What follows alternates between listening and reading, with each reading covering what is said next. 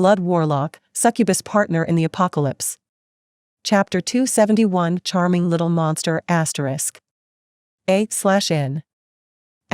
equals quite naughty actions equals non-penetrative intercourse equals sex in its entirety.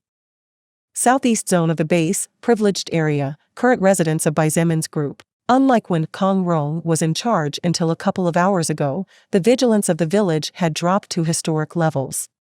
Not even a single armed militant could be seen in the vicinity, and all the soul evolvers on duty hours had no choice but to return to the walls despite their hesitation. In the main room on the third floor of the villa, where Kong Rong previously stayed, Xietain was speechless as he watched the scene in front of him. Right after he came out of the bathroom, he was guided by a maid to the most luxurious room in the villa, which was, of course, where the former leader slept. The sheets had been changed as well as the bundles for the pillows, and the clever women had even turned on a few air fresheners. In fact, by the time Xietain entered the room, not even a single trace of Kong Rong's existence was there. This left him very satisfied, and he praised the maid who led him here, telling her to pass his words to the rest of the team as well. The problem came right after the maid closed the door behind her and retreated. Lilith? Xietain uttered the name of the existence he was looking at with eyes filled with surprise. What's wrong? Lilith replied. Her voice was rather lazy, which added yet another tinge of seductive charm to her natural self. What's wrong? Xietain scratched his head before sighing and pointing out in exasperation, "That's my question, woman. What are you doing? You mean me?" "Of course, I'm getting ready to have a good night's sleep." Lilith smiled charmingly, and her eyes narrowed like those of a seductive fox as she said in a tantalizing whisper, "Can't you see for yourself?" At this point, Lilith was no longer wearing her elegant black one-piece dress. Instead, she was currently wearing a purple nightdress with wild vine-like embellishments of lace in the bosom area, leaving a slight tantalizing neckline that showed little but enough to stupefy anyone. Her slender arms and beautiful smooth legs were completely on display, as if tempting people to feel their softness, shining under the moonlight that penetrated the thin curtain material of the large window next to the king-sized bed. This was the first time Xietain had seen Lilith show so much skin, and it was also the first time he had seen her wearing anything other than her signature deep black dress. Xietan's gaze did not stop at the slight cleavage of her breasts, nor did it stop at the prominent area of her chest. On the contrary, his eyes moved automatically as if guided by something to her legs. Xietain might be a young virgin, but he had seen many women's bodies as well as anyone had. However, he had to admit in his heart that Lilith's legs were the most beautiful he had ever seen in his entire life. Standing close to them, he could see that the skin of those long legs was as white as a snow lotus growing on high mountains without a single flaw, and was smooth as the finest silk in the world. Her two long legs joined perfectly to her soft and delicate waist, and Xietain couldn't help but want to reach out to touch from thigh to ankle, as expected of a succubus. Xietain thought silently before withdrawing his gaze with great effort. "Charming little monster, what do you think you're doing?" said Xietain grimly. "I'm just trying to tempt you." "Why? Are you mad? Furious? What can you do about it?" Lilith didn't beat around the bush and directly admitted her goal. She was like a little pig that wasn't afraid of boiling water, and instead of a temptress, she looked really cute right now. Pfft. Xietain couldn't stop a small laugh sneaking out from inside him as he saw the arrogant gaze of the woman in front of him, and all his nervousness suddenly seemed to vanish into thin air. Under Lilith's analyzing eyes, Xietain went to his personal bag and took out some clothes. Then, seemingly without a care in the world, he took off his bathrobe and began to put on some comfortable clothes to sleep in. Kia, such a brave person. So wild. Lilith clapped her hands as she looked at Xieitain's body from top to bottom.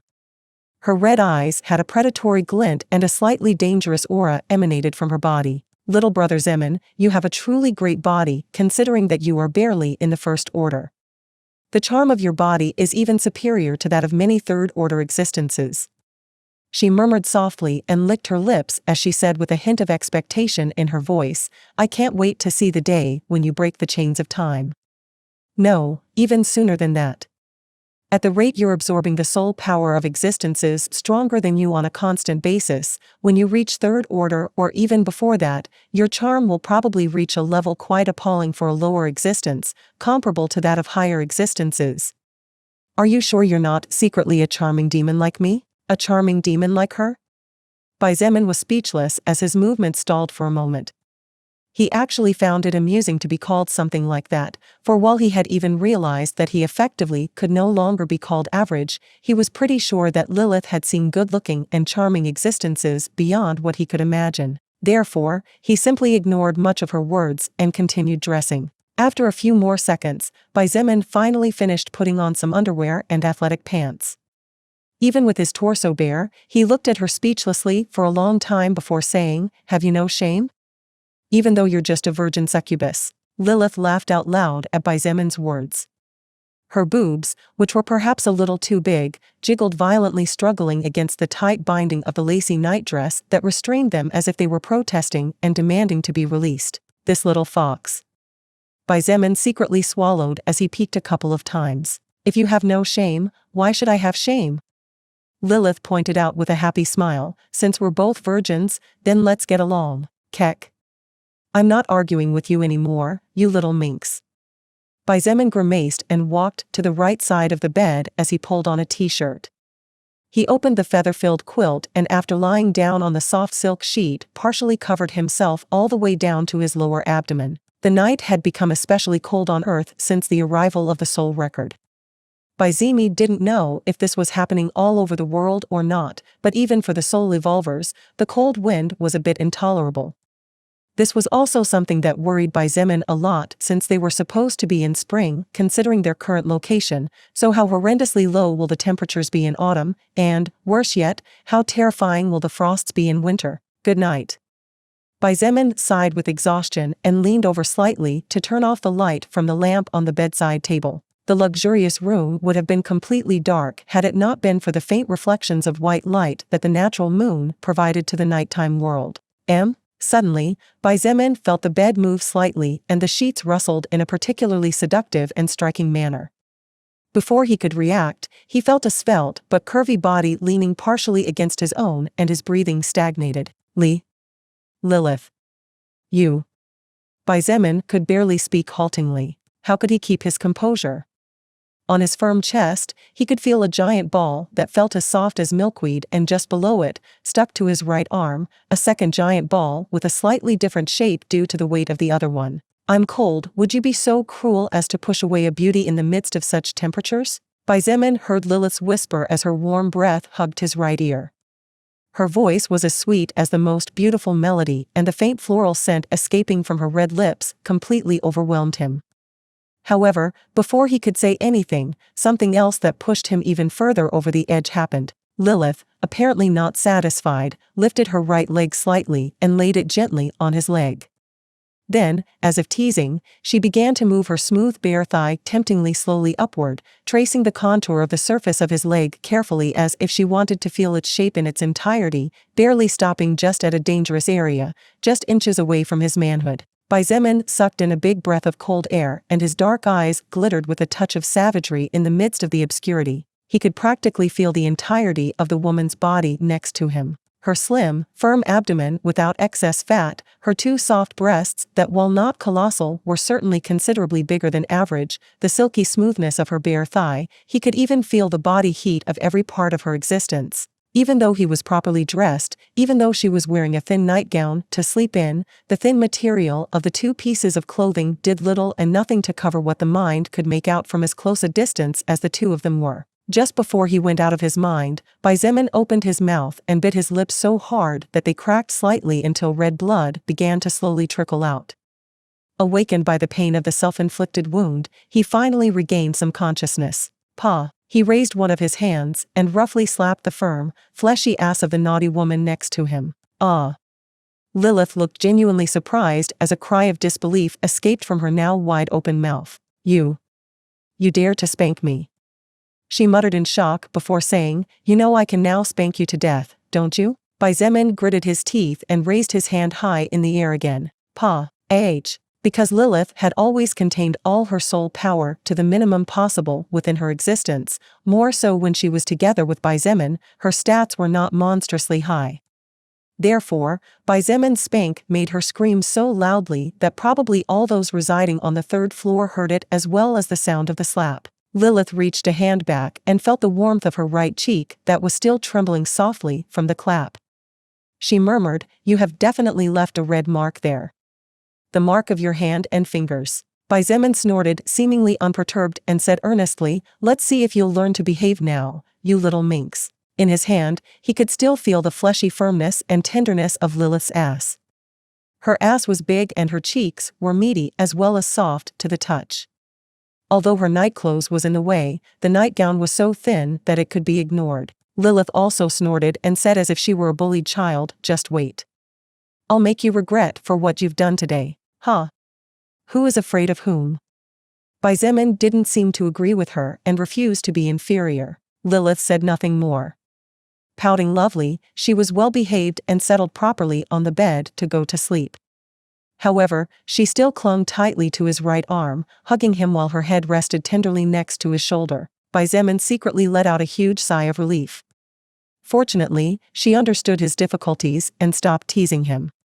Feeling the hardness in his crotch, a bitter smile automatically formed on his face before finally closing his eyes to go to sleep. Surprisingly, contrary to the speculations of Xietain, who believed that he would definitely not be able to fall asleep all night due to the charming beauty beyond all sense lying beside him, it only took a couple of minutes for his senses to shut down and enter the land of dreams. In the midst of the darkness, Lilith's red eyes flashed with a complex light and seemed to hesitate as she murmured, I like you more and more." Her words faded as her breathing became steady, indicating that she had also traveled to dreamland. None of the two knew that while they slept, a relaxed smile had slipped onto their faces unconsciously. While sleeping, Xietain also fulfilled one of the requirements to evolve the skill Stone Heart. Except that he wouldn't know it until the next day. Blood Warlock, Succubus Partner in the Apocalypse. Chapter 272. Shangguan Bing Shui in a bad mood? The next morning, the sun peeked over the far horizon, painting with a faint red glow that gradually faded into a faint blue that slowly but surely spread more and more, replacing the black mantle with small bright white dots. Those with duties at the base awoke first thing in the morning, and the previously empty streets slowly began to fill with merchants leaving the comfort of their beds and abandoning the warmth of their homes to try to get a little more to eat. Survivors who had no opportunity to get a job and who did not have the courage to go out and fight, or who were simply too weak or lacked the energy to do so, slowly began to gather in the different areas where the relief gruel would be distributed, because even though it was still too early, the sooner they reached the lines, the better, as they would be able to eat more quickly as well. Armed men wandered around the approximately 2-meter-high walls, while some others, standing on several 8 or 9-meter-high observation towers, cautiously surveyed the surroundings. On the other hand, the southeastern part of the base within the privileged area did not have even a single armed militant. This, coupled with the sound of gunfire and cries from the previous night, naturally attracted a lot of attention, and nearby residents began to gossip among themselves. Surprisingly, for some strange reason, the northeastern part of the privileged area was also not heavily guarded. Although there were some armed militants dressed in police uniforms, the defenses seemed to be even lower than in the past, which was strange considering that at a not-so-long distance, the other faction with equivalent power located to the south was attacked. Because he had gone to sleep late yesterday, when Xieain's eyes slowly opened it was already almost 9 o'clock in the morning. Perhaps in a half-asleep state, his black eyes glittered with a tinge of confusion as he saw the unfamiliar ceiling above his head. However, seconds later, he finally seemed to realize something, and his gaze shifted to his right side, to the left side of the bed. Sleeping like a beautiful little angel, pure and innocent, a woman so beautiful that she was capable of making the forces of the universe enter into dispute and unleash a colossal war just to have her, lay right next to him. Her arms, so slim and seemingly fragile, hugged his right arm tightly while her small hands clung to his. It was just that this beautiful woman was no angel. She was a succubus belonging to the demon faction led by Lucifer, the demonic army. Her power was so high that even if there were countless men lusting after her beauty, none of them dared to provoke her, and probably all those who dared did not meet a good end, since curiously enough, even though she was a succubus, she had not yet been tainted by any man's filth. During the whole previous month, except for special cases, Xietain always slept with Lilith near him. However, she never slept. But not only did she sleep just like him as a normal person the night before, she also slept in the same bed next to him and with her body glued to his. This was the first time Xietain was so close to Lilith, not only physically, but also sentimentally. What happened last night had brought the two of them much closer, as many barriers had been greatly weakened even if they hadn't completely disappeared yet. Ugh, this woman. Xietain whispered a weak groan without any vigor as he felt the upper part of his arm wrapped between the middle of two heavenly softnesses while the lower part firmly pressed against Lilith's seductive body. He had to restrain himself with all his willpower not to move his hand, a hand that was dangerously close to the private area between the legs of the woman beside him. To make matters even worse, Lilith's nightgown had been lifted during her sleep and now barely covered her treasures, scarcely hidden by a piece of cloth that, if only moved up 2 more centimeters, would expose everything in its magnificence. Xietain really did not know what to do with this person. Or more precisely, with the succubus at his side. Just then, a peculiar feeling flooded him and, curious, but at the same time stupefied, he checked something in his skills. It really is like that.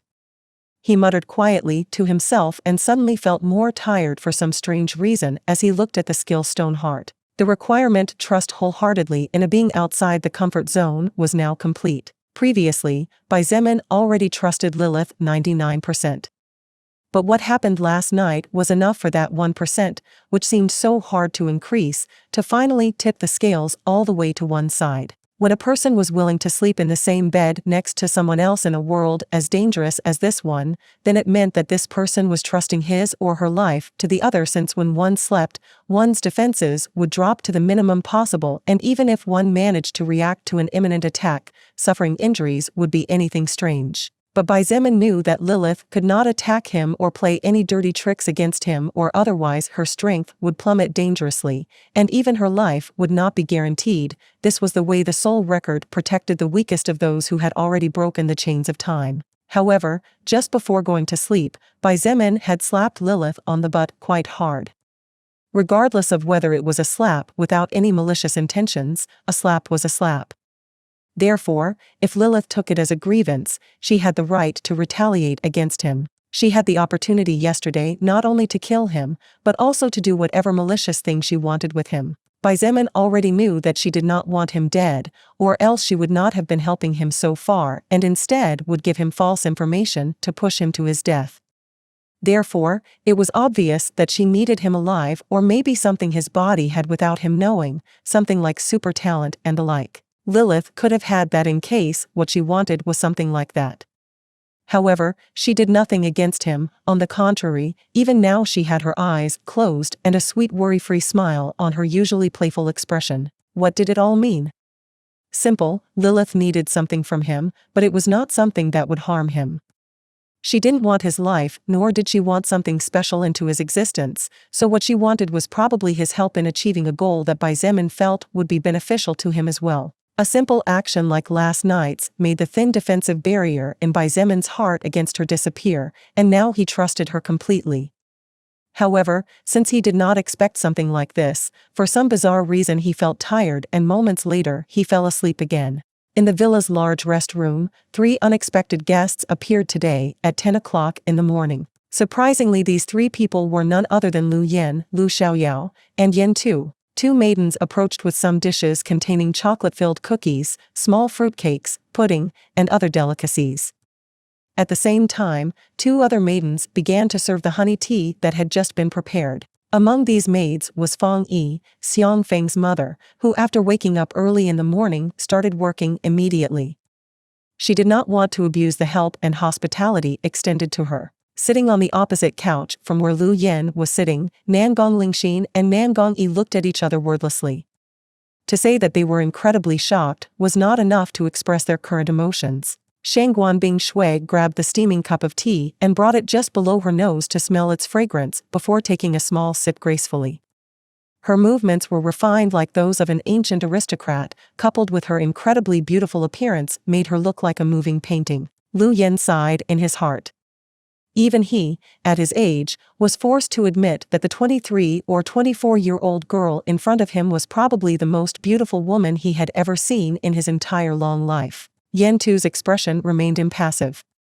However, his muscles were incredibly tense as he looked at Shangguan Bing Shui as he did not care about her beauty. What secretly shocked him was the sharply dangerous aura that the woman's body in front of him exuded with just her presence. On the other hand, a slight trace of surprise and a tinge of healthy jealousy glittered in Lu Xiaoyao's eyes.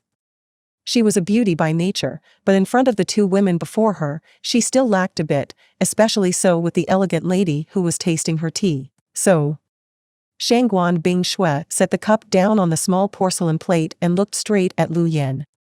Her eyes were cold and indifferent as always, and her voice without pause questioned, "May I know what is the reason for the visit of an unexpected guest like you?" Lu Yen smiled elegantly and said, "Neither too fast nor too slow. How are you? Although you probably already know, thanks to the two people next to you, my name is Lu Yen and I am currently the leader of the faction that rules the North Dash." "Rules?" Before Lu Yen could finish, Shangguan Bing Shui interrupted. Her sky-blue eyes flashed with a hint of disdain as she said coldly, "I know who you are, and to be honest with you, your position will last less than you think. Still, I don't know whether to call you brave or foolish for daring to walk into the wolf cave by yourself." Lu Yen was dumbfounded. He did not expect the seemingly calm and demure young woman to suddenly burst out with such words. Lu Xiaoyao was secretly furious but managed to endure it.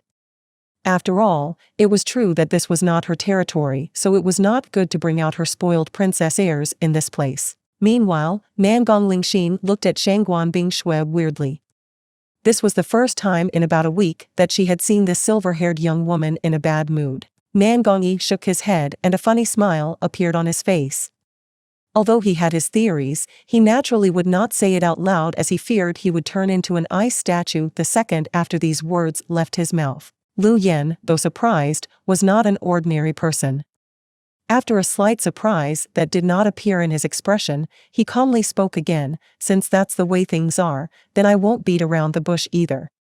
May I ask if you are the leader here?" The reason why Lu Yen discarded Nangong Yi and Nangong Lingxin was because Lu Yen already knew both of them. After all, the Nangong siblings were two powerful soul evolvers, two of the strongest who previously worked for Kong Rong. "No." Shangguan Bing Shui shook her head and said with slight discomfort in her voice, "Our irresponsible leader is currently still lying in his bed sleeping." Saying it, she looked at the time on the antique clock next to the adjacent wall and her eyes glittered uncharacteristically. It had been about half an hour since Lu Yen and the rest had arrived. However, Bai Zemin still showed no signs of waking up, let alone leaving his room. Blood Warlock, Succubus Partner in the Apocalypse. Chapter 273 Pressure. In his dreams, Bai Zemin felt something similar to when cartoon characters were bothered by a feather on their noses as he somehow began to feel a certain itch on that area of his face. Annoyed, he grunted and waved his hand to push the annoying feather away before settling down to continue sleeping when it finally disappeared. However, it wasn't long before he felt the same sneezing sensation again, and it was only then that his sleepy eyes slowly opened. His eyes narrowed against the strong sunlight coming through the window and as if he were a vampire, tried to close them again. Unfortunately, that uncanny disturbance returned. This time fully awake, Bai Zemin opened his eyes and looked exasperatedly to his side, where Lilith was watching him with a playful smile. She was now wearing her characteristic deep black dress, simple and elegant with no ornaments. As she sat on the edge of the bed, she held a long strand of her bright jet hair as she playfully moved it back and forth, occasionally brushing against his mouth and chin. "Lilith," he couldn't help but groan aloud. Just when he was having such a good dream. When had it been so long since he'd had such a nice night's sleep? Probably from day number 1 when the world changed, and it might even be before that. "Hee, little brother Zemin, although you look very cute asleep and make me want to eat you, I think some people might start to get impatient soon if you don't get ready." Lilith pursed her lips into a charming smile and her eyes glittered slightly as she looked at his face. Seeing her smile, the slight irritation that Bai Zemin felt earlier suddenly seemed to fly out the window. Moreover, after remembering everything that happened just before they went to sleep and the way the relationship between him and her clearly became closer and more intimate, he simply couldn't find the courage to be angry any longer. "What do you mean?" he asked, sitting up slowly. "Why don't you look at it for yourself?" Lilith held back the urge to laugh as she studied Xietan's expression, waiting for his next reaction. She pointed to the digital clock next to the small lamp on the bedside table. Xietain looked in the direction she pointed and his face changed completely. Disbelief, shock, surprise, reprimand, and many other emotions flashed in his pupils as he looked at the 4 big red numbers pointing to 1232. Just what is this all about? He was dumbfounded. Xietain couldn't remember when was the last time he slept until such hours, but probably since he started elementary school. What was worse was that he slept like a pig without a care in the world when, in fact, he had tons of work to do. "Apparently, little brother Xietain really liked the feeling of having my body attached to yours all night long." Lilith smiled playfully, to which he replied with a serious nod. "In fact, at that moment for some reason I felt free from all the burdens I carry on my shoulders." After saying these words with no sign of shame whatsoever, he stood up and went to the private bathroom inside the room to wash his face and brush his teeth. Lilith looked at his back with a weird look and muttered wordlessly, "Little boy. You really don't know the meaning of shame, From the bathroom, Xietan's reply soon reached her ears, "I learned from the best teacher. He. Lilith laughed gracefully before disappearing, letting her soft laughter echo lightly through the walls as a sign that her presence was not an illusion. In the living room of the villa, the atmosphere was becoming more and more uncomfortable as time went by. It had been more than 2.5 hours since Lu Xiaoyao, under the protection of Yin Tu, arrived here seeking an audience with the leader of the group that overthrew Kong Rong and would soon be taking full control over his forces. However, even after so long, the 3 visitors did not even see the shadow of the mysterious young man they had heard about last night. What is wrong with this person? Does he always sleep until such hours? Isn't that a bit irresponsible? Lu Xiaoyao finally couldn't bear to mutter her complaints. She was incredibly angry inside, and if not for the fact that she knew better not to stir up trouble for her father and put him in a more complicated position than he already was, she definitely wouldn't be able to start scolding everyone. "Xiaoyao, moderate your speech," Lu Yan said as he looked at his daughter. However, he was also unhappy inside, so his words did not have as much power as a reprimand was supposed to have. No matter if it was in the past or if it was in the present, Lu Yan was always treated with due respect no matter who the other side was. Even the mayor had to give him some face in the past since as the head of the police force of an official station, no matter how small, the power in Lu Yan's hands could not be considered insignificant and one never knew when one might need the hand of an ally to get out of trouble. However, for the first time, Lu Yan was practically ignored. The silver-haired young woman, who seemed to be the most powerful person present, did not give him much face and seemed to be thinking of something else. In fact, she had already drank a whole pot of tea but still continued without stopping, making everyone wonder where all the liquid she was drinking was going and if she was really so thirsty. As for the 2 Nangong siblings, the 2 of them could only sit awkwardly in their place. Although Nangong Lingxin wanted to suggest sending a person to wake up Xietain, her brother shook his head and gestured with his eyes to remain silent. Hearing the words filled with complaints uttered by Lu Xiaoyao, Shangguan Bingshui looked at her for a moment and nodded as she said, "Indeed. I think you are right in this case." "You think so too?" Lu Xiaoyao's eyes lit up and she suddenly felt that the charmingly beautiful woman sitting on the couch across the small table was more pleasing to the eye. "Yeah. Unfortunately, that person might be too tired from overwork." Shangguan Bingshui nodded and said with usual indifference, "Overwork?" Lu Xiaoyao repeated Shangguan Bingshui's last words and quickly asked, "Could it be that in yesterday's battle he overexerted himself so he got exhausted, and then he needs to sleep so much?" Lu Yan's and Yen Tu's eyes flashed as they listened to Lu Xiaoyao's rasoning after hearing the silver-haired woman's words.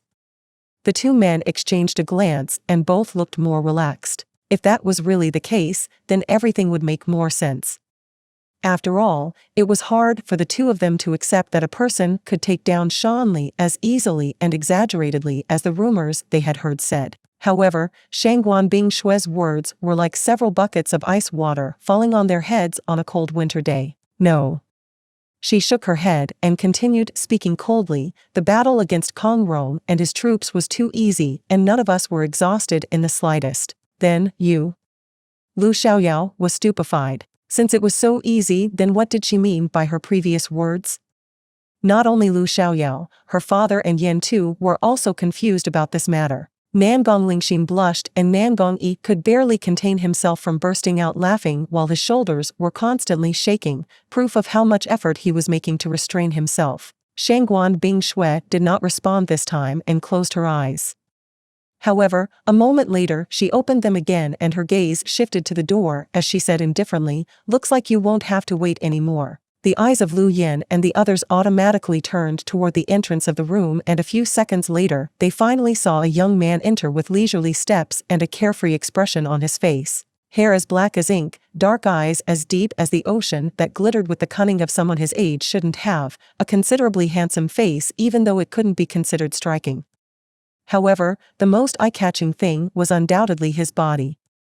Although he wore baggy clothes, it was obvious to anyone who looked at him that his physique appeared to have been carefully polished by the hands of an incomparable expert. Unlike Yan Tu's exaggeratedly oversized muscles that looked extremely threatening at first glance, all the muscles of Bai Zemin's body were well compressed together, giving him a seemingly more inoffensive and elegant appearance. However, only those who knew him well knew that his strength was surprisingly high, so those who underestimated him would undoubtedly be in for an unpleasant surprise. In fact, Yan Tu's muscles immediately tensed as Bai Zemin walked in and unconsciously stood up, standing in front of Lu Yin and Lu Xiaoyao as if he was protecting them from a wild beast. Bai Zemin also noticed the three strangers and was taken aback. Who were these people? Just as that doubt appeared in his mind, a thought flashed in the next instant. After looking Yan Tu from head to toe a couple of times, a smile of understanding appeared on his face. Since the burly man in front of him was someone so powerful, then the identity of the two people he was protecting was immediately obvious. Although Bai Zemin was confused when he saw Nangong Yi secretly giving him a thumbs up and also felt that Shangguan Bingshue's eyes were slightly colder than usual, he did not give it any importance at the moment. Instead, he walked over to one of the small couches next to the two larger ones and calmly sat down. Soon, Yifeng appeared dressed in a clean and elegant maid's outfit before pouring him a cup of hot tea before quietly saying that snacks would soon arrive for him to have his late lunch. Bai Zemin smiled slightly and nodded before finally looking at the three strangers. After studying them for a moment, he looked at the man sitting next to the young girl and said calmly, "I guess you are Lu Yin. Am I wrong?" Lu Yin studied the young man in front of him from the moment he entered the room. However, even with his experience dealing with people, he failed to understand any of his personality traits, as that slight smile on his face was clearly a mask to cover up his emotions and thoughts. Since that was the case, Lu Yin decided to play it safe. He smiled friendly and introduced himself. "How are you?" "Actually, I'm Lu Yin. You could say I'm Kong Rong's twin who lives in the opposite direction." In the end, he even joked lightly and chuckled. After what happened with Shangguan Bingshue, he no longer dared to talk about ruling or much less. Instead, he opted for a lighter method. "Oh?" Bai Zemin raised an eyebrow and his smile turned slightly cold as he said, not so jokingly, "However, Kong Rong was taken down by my group a few hours ago. Are you sure you want to compare yourself with him?" The atmosphere suddenly became slightly tense and the temperature decreased by several degrees as Bai Zemin released a slight amount of murderous intent. Yan Tu was fine as he had killed many enemies so far to get to where he was. Lu Yan's face turned slightly pale, but he gritted his teeth and also endured the pressure on him. However, Lu Xiaoyao was just an ordinary 18-year-old girl with no power at all. When her gaze met the cold eyes of the young man not much older than her, she felt as if she entered an illusion filled with bloodthirsty demons who sought to claim her life and constantly pursued her. Just as her body began to tremble uncontrollably and her face turned deathly pale, the pressure she felt disappeared as if by magic, and that illusion in which she technically self-imprisoned herself also vanished without a trace. Her agitated breathing made her chest rise and fall constantly as she looked at Bai Zemin with horror. Her lips had lost their seductive healthy red and were now pale. She could not believe that a person practically her own age could unleash such a great bloodthirst. How many living beings had he killed? Lu Xiaoyao could not help but ask herself that question as she finally began to realize more clearly that the only reason she had managed to survive until now was thanks to her father, Blood Warlock, Succubus Partner in the Apocalypse. Chapter 274. This is just the beginning. Bai Zemin had his own reasons for doing what he did. One of these reasons was that he did not want trouble. Usually, many conflicts arise as a result of people underestimating other people. Such issues could easily be avoided if one side showed a slight part of his or her strength, not too much, but enough to warn the other side that he or she was not someone to be messed with easily, or they would have to bear the consequences. Now that the other side was looking at him with a more serious expression and any possible disdain that might exist disappeared, Bai Zemin smiled in apology mode and said with apparent honesty, "I apologize for my previous joke. I just wanted to confirm how many of you were soul evolvers and which one was the strongest." The corner of Lu Yan's mouth twitched a couple of times as Yan Tu secretly rolled his eyes. "Who are you trying to fool, kid? That excuse is too bad." The two men thought to themselves, but didn't say it out loud. Don't worry. Lu Yan nodded quickly before looking at his daughter and asking if she was okay. I am fine." Lu Xiaoyao took a deep breath, finally calming down a bit. Her face slowly began to regain its natural color tone, healthy white instead of that sickly paper white, and her lips gradually began to turn pinker. However, her inner fear was still lingering as she looked at the young man in front of her as if he were a demon. "Then, may I know the reason why distinguished guests like you are looking for someone nameless like me?"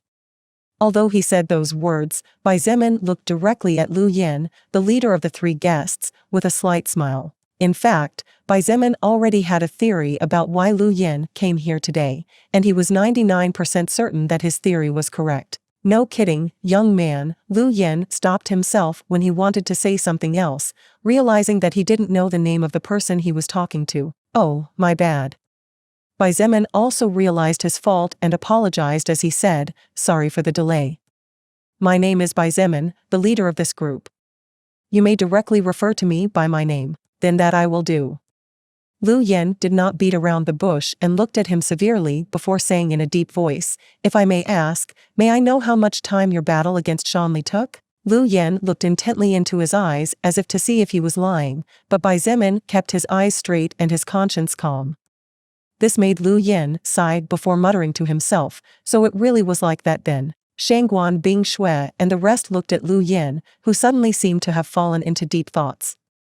Everyone was waiting for his next words. After about a minute, Lu Yan raised his head again and looked at Bai Zemin with a relaxed smile. "Bai Zemin, can you tell me about yourself and your group?" "All right."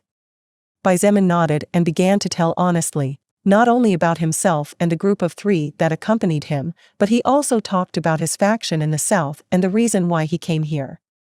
It was a rather simple summary, so about 5 minutes later he finally stopped. Lu Xiaoyao had a look of utter surprise as she looked at Bai Zemin. She could not believe that this young man and the people beside him were leading a survivor camp that numbered over 2,000 people. Unconsciously, she looked at Shangguan Bing Shui and Nangong Lingxin, comparing herself to both of them. Unfortunately, it did not take her long to realize how inferior she was when compared to the two women in front of her, who were close but at the same time seemed so distant. Not only were they both more beautiful and with better bodies, but they were also strong and with real power. She, on the other hand, could only rely on her father's efforts to live a good life. In itself, there was nothing wrong with such a thing, for each person survived as best he or she could. However, Lu Yan was not always going to be there.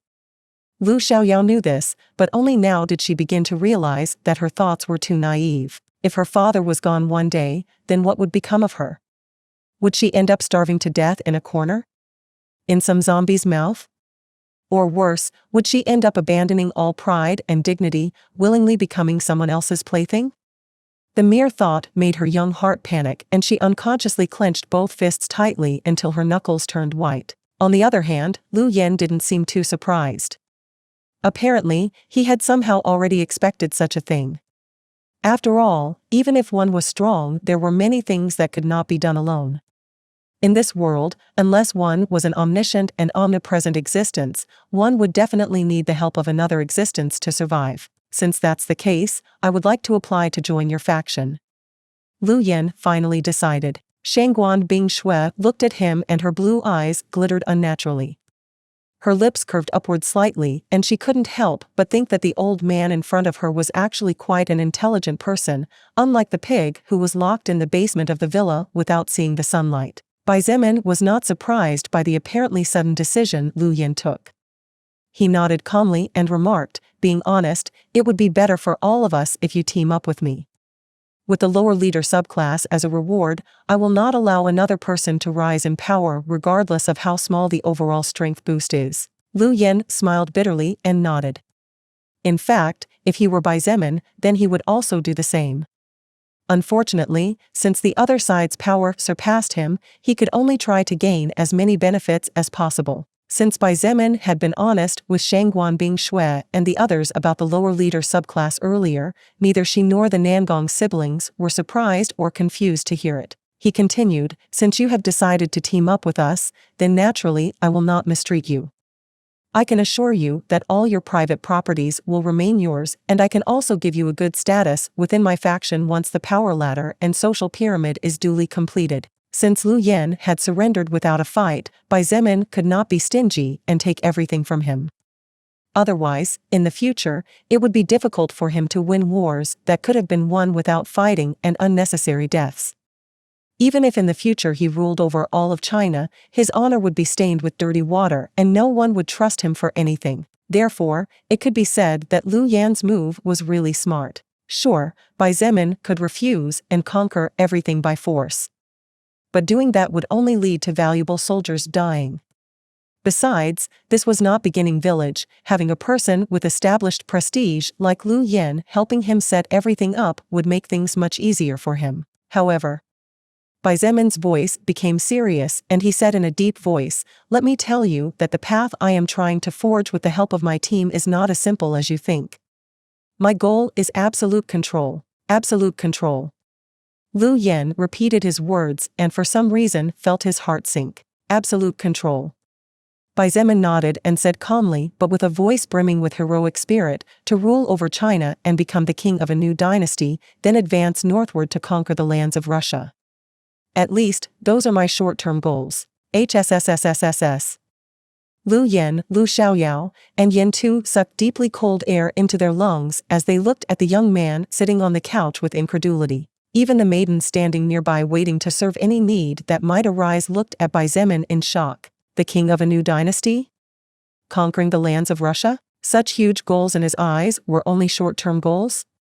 Except for those who already knew this from before, the rest of those present felt as if the world around them had been turned upside down. Bai Zemin calmly continued, now, do you still want to join me? If you decline, I can still guarantee you a good social position in my faction. However, that is all. You will have no real power and your troops will be reorganized by me without asking your opinion. Your choice. If Lu Yan and the rest could not do so much, then they were of no use to him. Bai Zemin's goals would only grow with time and the difficulty of forging a completely new path that no one had ever walked before would increase more and more. This was only the beginning, the initial stages, the easy part. The really hard part was still far from the beginning, let alone seeing an end. Blood Warlock, Succubus Partner in the Apocalypse. Chapter 275, Kind but Cunning Bai Zemin. Lu Yan had to think very carefully about what he was going to answer next. Joining a faction meant nothing, since even if the government of China managed to establish some substantial-sized order and gradually began to reclaim the lands in the future, the warlords would most likely not be punished since in hard times like the ones they were currently in, drastic measures were the only way to survive and in the process help more weak or courageless humans to survive as well. Even less so considering the fact that Lu Yan was a fairly upright person and even after more than 1 month of apocalypse he had not deviated so much from his character. With his previous status as a police chief, it would be even easier to avoid trouble. However, helping a person build up a dynasty was different. In case he joined Bai Zemin, Lu Yan knew that regardless of whether the government recovered or not, they would have to face against each other in the future. Once the boat set sail, it could only do its best to withstand the lashing of the ocean in case of a storm or sink into oblivion within endless darkness. That's a pretty hard decision to take. Lu Yen couldn't help but smile bitterly and shook his head as a sigh of exhaustion left his body self-consciously. It really wasn't easy. He knew nothing about the young man in front of him. How could it be so easy to make such a decision? As if that wasn't enough, Lu Yen was clear that if he made a mistake here, then there were two fates that awaited him in the future. One, to live a good life under the protection of Bai Zemin's faction, but with absolutely no power except that of his two hands. This also meant that if Bai Zemin's faction ever found themselves in trouble, he would only be a soul evolver slightly stronger than a normal human and would most likely not have the ability to protect his beloved daughter. In addition to the aforementioned, in the hypothetical case that Bai Zemin actually succeeded in establishing a dynasty in China, Lu Yen would probably regret for the rest of his life not having accepted his offer when he had it in his hands. 2. The second fate was naturally annihilation. There was nothing but death, as the government of China was a very strict government regarding traitors or against those who rebelled. Why don't you observe for a while then? Shangguan Bingshui suddenly said. You mean? Lu Yen looked at her with surprise on his face, waiting for her next words. Shangguan Bingshui's eyes glittered curiously as she said calmly, it's natural to have doubts. After all, you still don't know anything about us, nor do you know the strength of our group. But if you are given some time, it will probably be easier for you to make a decision. What do you think? Bai Zemin didn't say anything about it, which meant that he also thought it was a good idea. Lu Yen thought about it and after a while realized that while he might not get such a good treatment in case he decided to join, since by then Bai Zemin and his group would have already subdued the entire North Camp, he also realized that it was the safest way not to make a mistake. Looking at his daughter sitting next to him, who was looking at him with concern, Lu Yen finally decided to risk losing some of the power and prestige he might have if he joined now rather than risk losing everything. Then let's do as you suggest, Miss Shangguan. Lu Yen gritted his teeth and nodded before looking at Bai Zemin and confirming, is that all right with you? All right. Bai Zemin nodded with a casual smile and said calmly, although for obvious reasons the treatment you will receive at that time will not be the same, it will still be a good deal for you as well. Just then, two maidens appeared. One big and one small. The older maiden, who had a slightly cold appearance, bowed slightly to everyone before looking at Bai Zemin and announcing, Sir, lunch is ready. However, the person in question seemed not to hear her as his expression turned slightly ugly as he looked at the small maiden. This little maid was Xiang Feng. She was wearing a small domestic maid's uniform and looked rather shy as she looked with her two big curious eyes at the surroundings and wiggled her small fingers in circles while clasping both hands together. Bai Zemin tried his best to remain calm and asked in a low voice, Xiang Feng, why are you dressed like that? Eh? The girl jumped slightly and looked at Bai Zemin straight.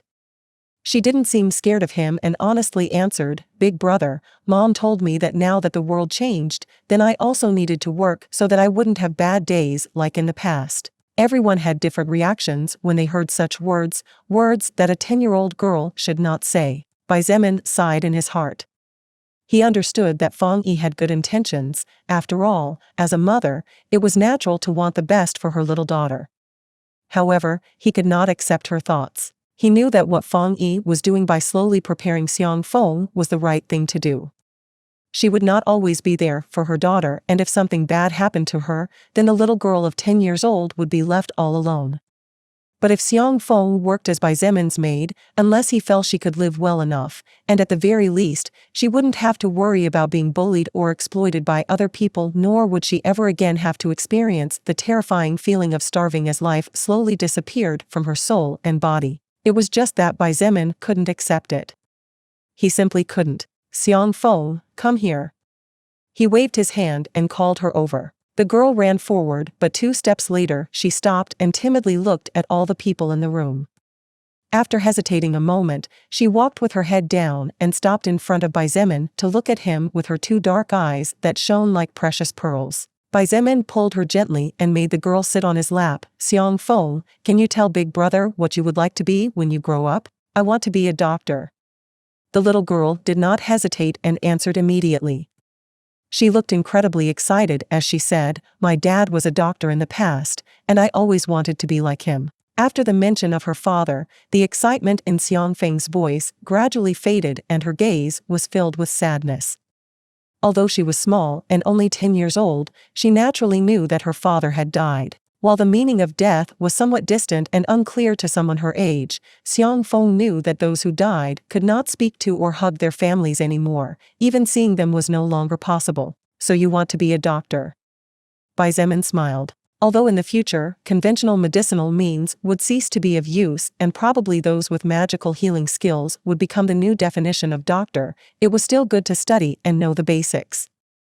Moreover, as time progressed, Xiang Feng would adapt to the world and her thoughts would gradually change to adjust to the new reality she was living in. "Since you want to be a doctor, then you should go and take off that uniform." Bai Zemin smiled and pulled the girl down from his lap. He looked into her eyes and said kindly, "Big brother will help you go to school soon, and you won't have time to work. What do you think?" Xiang Feng's eyes lit up and she nodded enthusiastically. She apparently liked the idea of going back to school. Bai Zemin gestured with his eyes to the older maiden and the latter understood. She quickly called out to the girl, "Xiang Feng, come with me to the kitchen. Help me prepare some juice and this will be your last task, okay?" The woman was clearly smart and easily found a valid excuse to get the girl out of there without breaching what Bai Zemin had said earlier. "Okay, big sister and I." Xiang Feng waved goodbye to Bai Zemin and rushed off. Bai Zemin's expression returned to its usual slight coldness and looked at Shangguan Bingshui calmly. "We have a school?" She shook her head slightly and said indifferently, "So far we have focused on different occupations. Construction, repairs, modifications, administration, botany, trainers of 1 or 2 martial arts, etc. However, we have not established a school for children. The world had changed and in the future it would change even more. Why bother with setting up a school that would be basically useless? Paper qualifications could not help the current society nor could they help the future society that would be formed in case mankind managed to survive the apocalypse, evolving to become more powerful new age humans. Well, we'll establish one then." Bai Zemin decided without leaving room to say the contrary. Until the age of 14, all children will be required to go to school to learn basic things like writing, mathematics, language, music, and other kinds of arts. From the age of 14 onwards until the age of 16, everyone will have to attend a military academy to learn different self-defense arts. After that, everyone is free to follow the path of their choice. Nangong Lingxin's and Nangong Yi's eyes glittered with appreciation. They felt more and more comfortable with Bai Zemin. Although he sometimes seemed to be bloodthirsty and killed without a second thought regardless of who the other party was, the reality was that the 20-year-old in front of them was not a bad person in general. Definitely more upright than people like Kong Rong, who allowed his son to do as he pleased, damaging the lives of many people in the process. Shangguan Bingshui was silent for a moment before her eyes lit up as she understood Bai Zemin's intention. In fact, even though he seemed to make the decision on the spot without thinking too much, she realized that he really had a brilliant mind if this was a plan he had just thought of. "That's a great idea.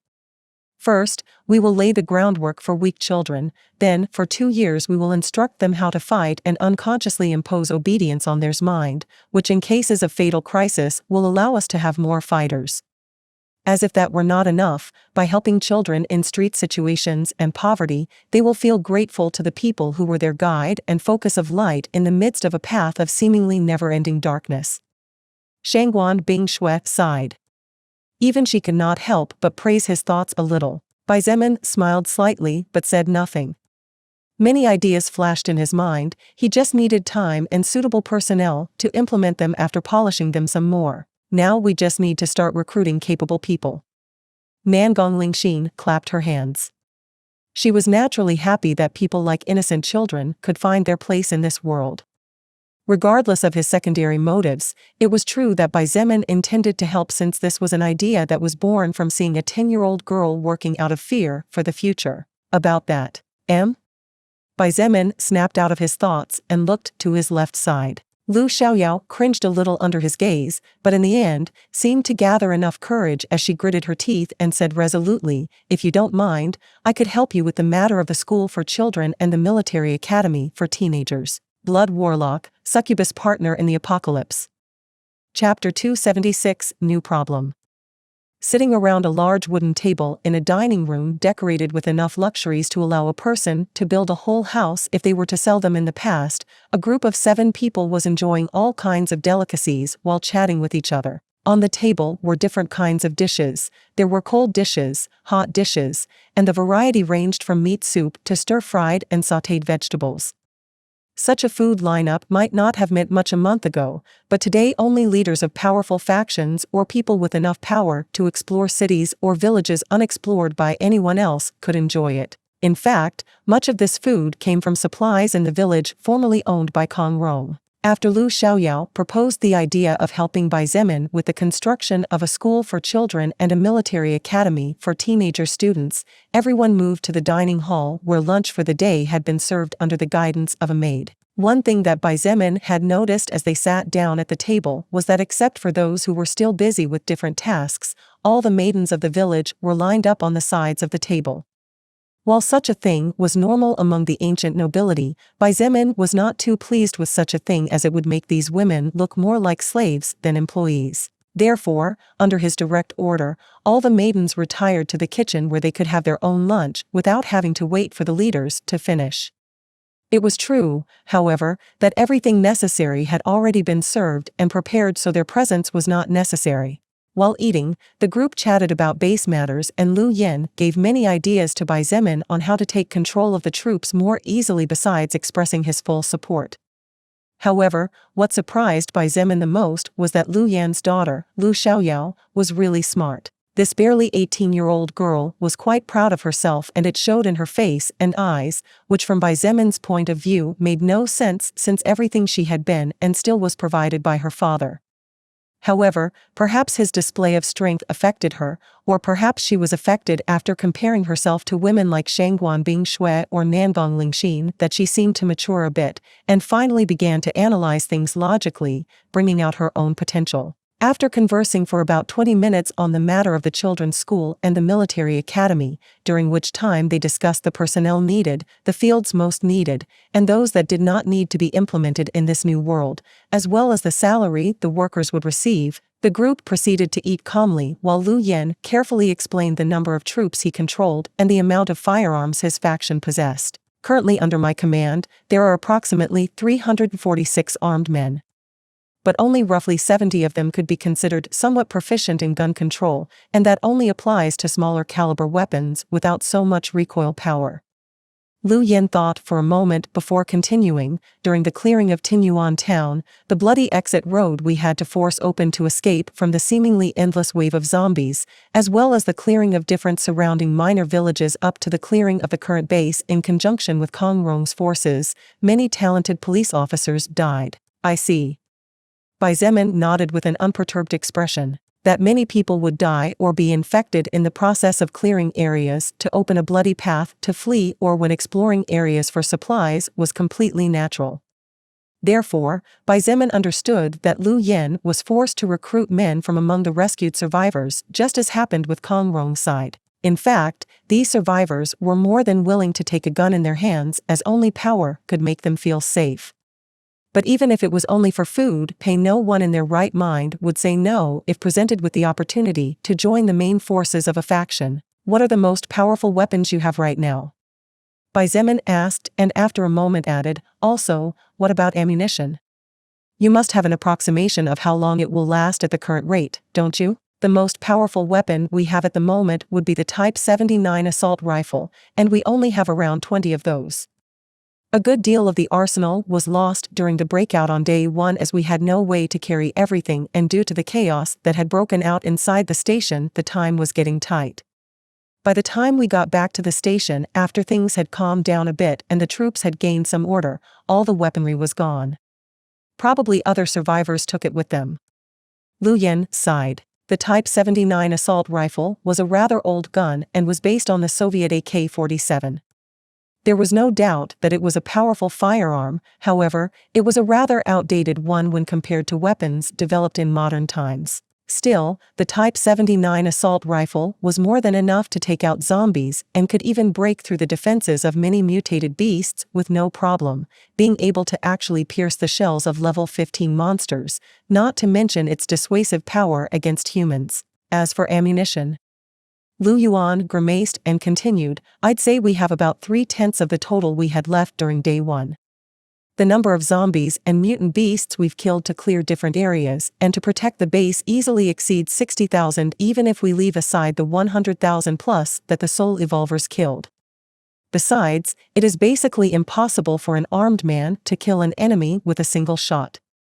At the current rate, I'd say within a week and a half at the most we'll be out. When those present heard Lu Yan's revelation that had practically no reservations, they all had different reactions, but with dark feelings weighing on their hearts. That's pretty bad. Nan Gongyi wanted to force a smile, but even that he couldn't do. He felt his appetite shut down despite the delicacies before him and put down his chopsticks as he sighed heavily. Lu Xiaoyao stood in shock as she looked at her father with wide eyes. This was the first time she had spoken to him about such serious matters, but it was hard for her to believe that the huge stock of ammunition strictly controlled by her father could actually only last for less than half a month at most. What were they going to do without ammunition? Even though the North Camp had approximately 100 soul evolvers in total, it was far from enough to fight off the zombies and the even more terrifying mutant beasts. It was impossible for 100 people to protect the safety of over 3,000 unless these 100 were incredibly powerful compared to the enemies, reaching a level where they could ignore the difference in numbers. The more time Lu Xiaoyao spent in this house talking about really important and serious matters, the more she realized that her previous sense of security and confidence was nothing but nonsense, little cardboard houses waiting to be blown down by the winter wind that was approaching faster than it really seemed. Bai Zemin sighed as he listened to Lu Yan. He too put down his chopsticks and rested his elbows on the table before starting to rub his temples with moderate intensity. Things were actually worse than he expected. Since his family was in the south more than 2,000 kilometers away from the beginning village, Bai Zemin's main goal was to move in a southerly direction. He simply had no interest in staying here in the North Camp, nor did he intend to move northward, at least not temporarily. Therefore, Bai Zemin's idea was to move the over 3,000 survivors to the beginning village. Then, he would conquer Baiquan Camp in the southern area, right in between Yanqing District and Chongping District, and then use this camp as a central base to gradually clear the rest of the way south until finally reaching Yangfang Town, the small town where his family lived. However, moving over 3,000 survivors was too risky and time-consuming. If he wanted to do it right, Bai Zemin would need at least 3 weeks of time and even a full month. Unfortunately, the ammunition scarcity had hit him hard at an unanticipated time. Bai Zemin raised his head and looked at Shangguan Bingshui before calmly asking, Do you know where Evangeline is? I haven't seen her for a while. Considering the time you woke up, I think it's normal that you haven't seen her. Shangguan Bingshui replied indifferently before shrugging her shoulders slightly and saying, She went out early somewhere and said she would be back in the afternoon. Bai Zemin directly ignored the first part and nodded, I see. Then, he stood up and walked to the back of the villa. Where are you going? Nangong Lingxin stood up and asked uncomprehendingly. To the basement, you guys can go on without me if you wish. He replied without looking back and soon disappeared around the corner of the corridor. The rest looked at each other before standing up and following him. Although most didn't say so, the truth was that the ammunition business had taken everyone's appetite and they were no longer in the mood to sit comfortably. Bai Zemin soon arrived at the basement of the villa, followed by Shangguan Bingshui, Lu Yin, and the rest soon after. The basement was considerably large, about 80 square meters.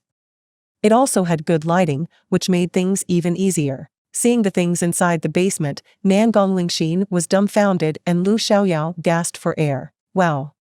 Nangongyi whistled excitedly. Stacked neatly in the corners next to the walls lined with damp-proof paper were hundreds and hundreds of large bags.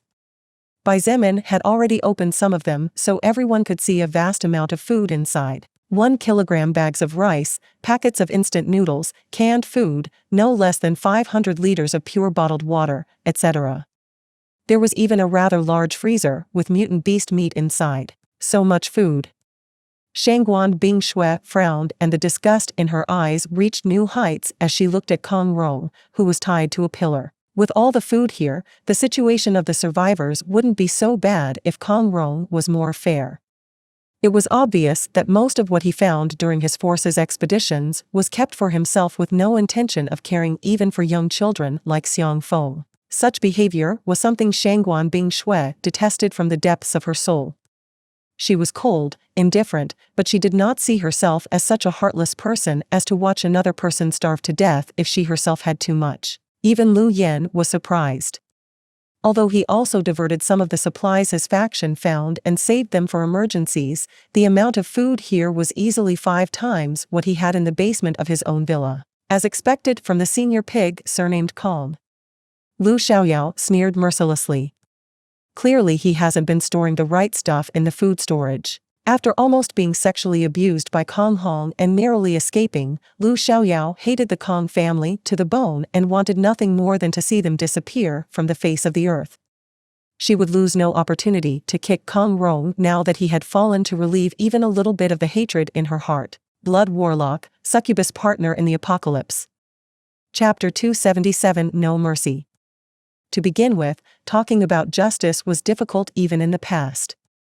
The meaning of the word justice could vary from person to person, depending on their lifestyle, their childhood upbringing, as well as their own experiences over the years. Therefore, to say exactly what was justice would be too difficult. However, there was a general rough idea of what justice was, and even if there were certain differences, the core was not very different. Kong Rong was clearly not being fair, as he not only broke his part of the deal he had with the other members of the base government, but also stood idly by even though many innocent people were starving to death. With the amount of food here, Bai Zemin and the rest were sure that everyone's lives could be improved. This did not mean that Kong Rong had to give it away, by any means.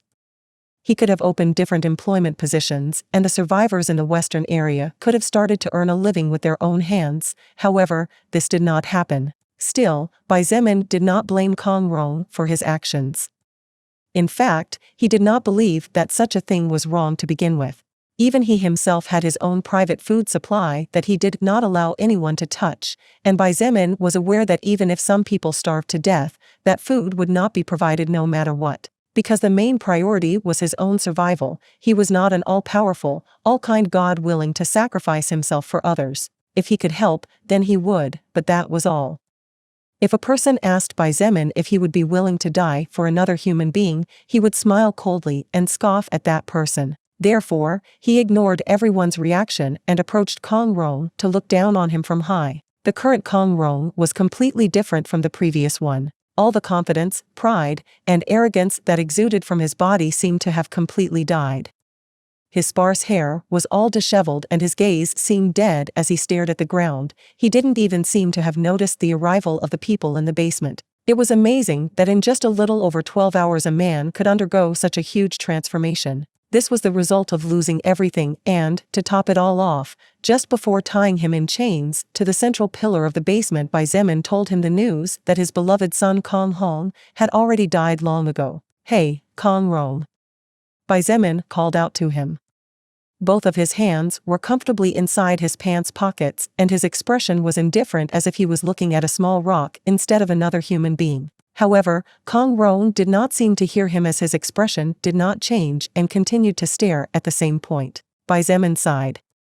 Before anyone could react, he pulled out the dagger he had forged for himself during his confinement in the workshop and slashed downwards. Arg! Blood splattered on the floor, followed immediately by a piercing scream that echoed inside the room. Hearing the cry of pain similar to a ghost's cry, Lu Xiaoyao shuddered fiercely, and when she looked down was even more startled to see one of the fingers of Kong Rong's right hand on the floor, completely severed from his hand. Kong Rong seemed to wake up from the pain and looked up. His eyes were sunken inward with large dark circles underneath. He looked like an evil spirit as he stared at Bai Zemin with eyes filled with bloody red veins that looked like they were about to break out. Bai Zemin didn't seem to care much about his gaze as he continued indifferently, "Where do you keep the armed arsenal and ammunition?" He. Go to hell." Kong Rong replied in a hoarse voice. "I see." Bai Zemin nodded calmly and activated second-order blood manipulation. The blood on the floor moved and turned into thin ruby-colored threads. 9 threads carefully wrapped around Kong Rong's 9 fingers, and under the stupefied gaze of Lu Yin and Yin Tu, one of the threads tightened. Arg! Kong Rong howled again as the thumb of his right hand joined the index finger on the floor. His eyes widened and the veins in those eyes widened even more, giving him an extremely horrifying appearance. With both hands again resting in his pants pockets, Bai Zemin repeated again casually, "Where do you keep the armed arsenal and ammunition?" Hee hee. Kong Rong laughed in between his groans of pain. Another blood trickle tightened and the middle finger fell on the floor, increasing the count to 3. Kong Rong let out a cry of pain even more ghastly than the previous 2 as the accumulation of pain began to drive him mad. Bai Zemin's expression did not change at all. He did not believe that the man in front of him would endure to the bitter end, even if he was devastated by the death of his son. Bai Zemin had to make him speak no matter what. This was because Bai Zemin did not know where the guns and ammunition were. Probably just Kong Rong and Shan Li were the only ones who knew such a secret, since the fewer people who knew, the better. After all, in the early stages where humans were still weak and zombies or mutant beasts were still relatively less threatening, the one who controlled the firepower was the one who had the control in their hands. If Bai Zemin wanted to move the more than 3,000 survivors from the north camp to the beginning village, then he would need a lot of ammunition, as many mutant beasts residing in the nearby forests would probably go crazy at such a big move. It was impossible for them not to be tempted by such a juicy prey. However, he did not want to touch the ammunition of the beginning village. Not only because he wanted to save as much as possible, but also because he would need even more time to pack truckloads of ammunition and bring them here. Such a thing was not cost-effective no matter how he looked at it. Therefore, he had no choice. "Where do you keep the armed arsenal and ammunition?" Kong Rong did not answer, and as a consequence the ring finger of his right hand fell off, leaving only the little finger in its place this time. The man who previously stood at the top of the food pyramid among the survivors howled in pain like an enraged wild beast as red blood pooled beside him and stained his clothes. Under the stupefied and frightened gaze of the other people, Bai Zemin asked exactly the same question with an indifferent expression, over and over again as if he were an emotionless machine. If Kong Rong took more than 5 seconds to answer, or if said a word that was not the one he was looking for, then a blood thread would tighten and a finger would fall on the floor followed by a steady flow of blood. Father, he. Lu Xiaoyao shrank back in fear. At first, she could tolerate it, but as Kong Rong's screams became more and more hoarse and fierce, even for someone who hated him like her it was hard to bear. Lu Yin covered his daughter in his embrace, and the way he looked at Bai Zemin made a sharp 180-degree turn. He had never seen Bai Zemin in movement before, hence, he had never seen him kill anyone. Moreover, the matter of his careful attention on the little 10-year-old girl and his idea of opening a school for young children made Lu Yin unconsciously look at him as a kind-hearted young man. However, looking at his indifferent expression every time he cut off Kong Rong's fingers, Lu Yin felt a cold chill run through his whole body.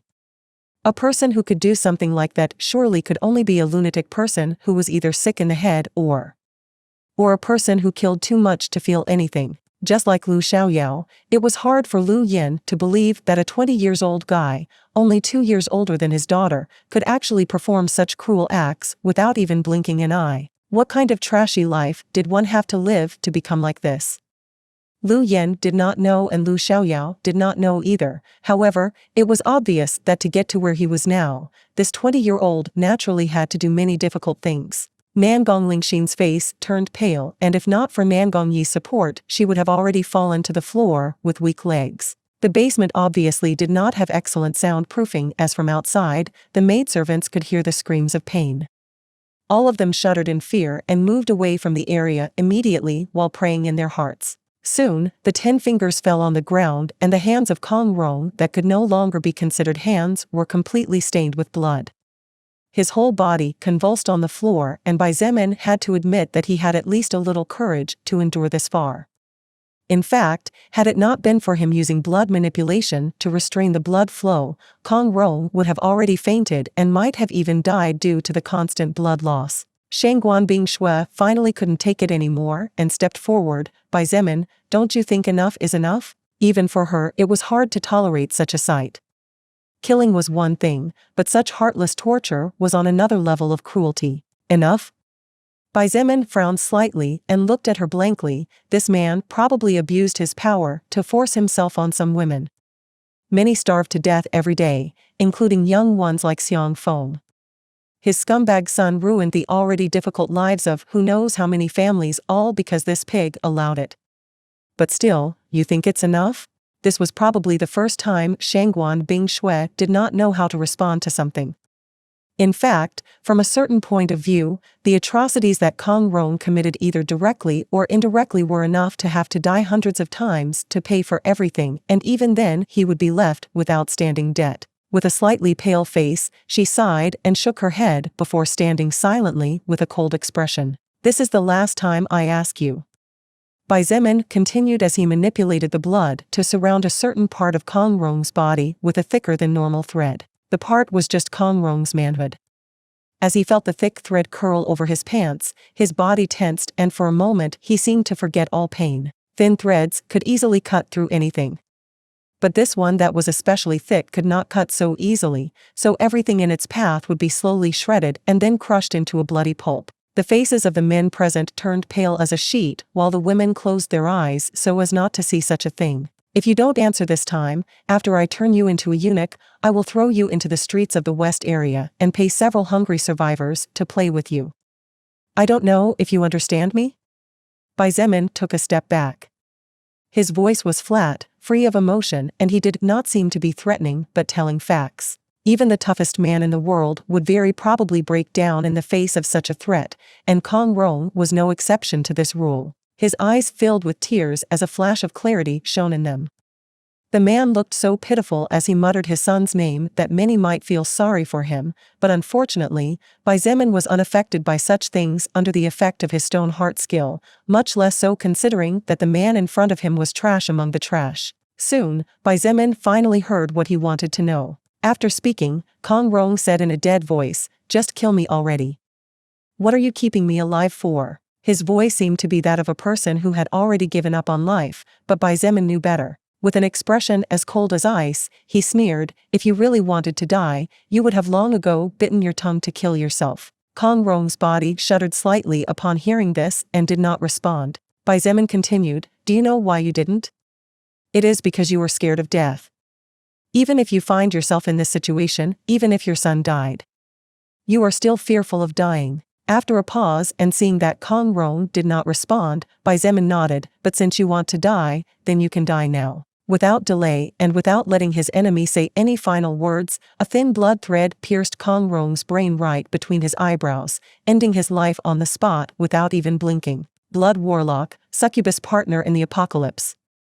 Chapter 278. Sexy Cry in the Middle of the Night? After killing Kong Rong, Xietain wrapped the man's corpse in a cocoon of blood using his skill and carried it out of the village, before casually handing it over to an armed militant who had previously obeyed the dead man's orders. The armed militant was naturally panicked when he saw Kong Rong's corpse, but last night he had seen the young man's power in front of him, so without saying a word, he carried the body to a pickup and disappeared beyond the streets of the privileged area. As to whether the corpse was properly buried, thrown into a gutter, or abandoned near a forest for the mutated beasts to devour, Xietain did not care. At this moment, he was sitting in the driver's seat of an all-terrain vehicle that was parked in Kong Rong's village. Lu Yin, Lu Xiaoyao, and Yen Tu returned to the villa of the Lu family.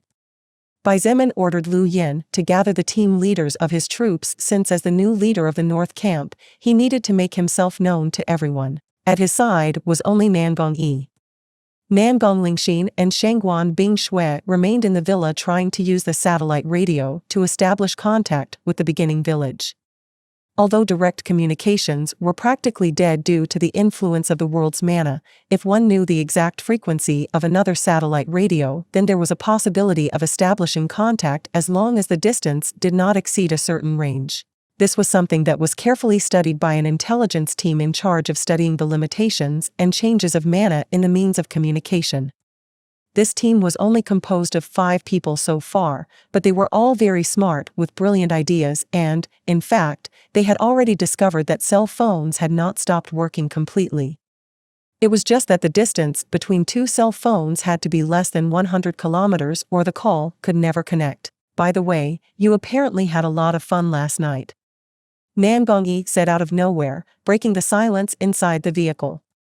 He didn't seem at all worried about what happened with Kong Rong several minutes ago. On the contrary, he seemed relieved now that one of the people guilty for his father being on the verge of death 1 week ago had finally settled. Bai Zemin frowned slightly and without taking his gaze off the road, asked, "What do you mean?" Nan Gongyi rolled his eyes and said casually, "Come on man, it's just you and me here." Bai Zemin's expression sank a little and he asked in a deep voice, "Nan Gongyi, what the hell are you talking about? For heaven's sake." Nan Gongyi rolled his eyes again and said as if it was obvious, "You think no one heard that woman's cry last night?" "I could have sworn everyone in the villa heard it." "That woman's cry?" Bai Zemin was dumbfounded. What the f***ck was this dude talking about? Nan Gongyi sighed and said with a tone of envy, that sensual cry brimming with surprise and amazement really was something else. Even though my physical body improved a lot after my soul power became purer, I still can't make a woman moan like that. Bai Zemin was speechless. He really had no idea what the hell the man sitting in the passenger seat was talking about. Wait a minute. A sensual cry in the middle of the night brimming with surprise. An idea popped into Bai Zemin's mind and the corner of his mouth twitched a couple of times. He coughed to clear his throat and said in a weird tone of voice, just out of curiosity, "But that cry you're talking about came right after the sound of a slap?" "Uh-huh. So you finally admit it." Nan Gongyi clapped his hands happily before his face turned sour as he said, "However, you really are something. Well, considering how you hate men who abuse their power to take advantage of women, I assume that maid willingly crawled into your bed?" "Too bad, such a thing didn't happen to me in the middle of the night." Nan Gongyi looked really sorry that he was not visited in the middle of the night. However, Bai Zemin really didn't know whether to laugh or cry. He forced a smile and as he entered a dirt road on the west side of the base, he said, "Actually, it's not like you think. Although there was indeed someone in my bed last night, nothing like what you are imagining happened, and that sound was actually a slap I gave that person for being naughty and not letting me sleep." Of course, what Nan Gongyi was talking about was the hard spanking Bai Zemin gave Lilith for not behaving properly, especially the second spanking which was especially hard. At the time he hadn't given it much thought, but apparently, the walls of the villa were not very thick since even from the far rooms the sound of flesh hitting flesh could be heard. In fact, at that moment, due to the erotic situation he was in, Bai Zemin couldn't even think about the soul evolvers having enhanced senses. Nan Gongyi had a smile that any man would understand as lewd on his face as he said, "Yeah right. Just a slap.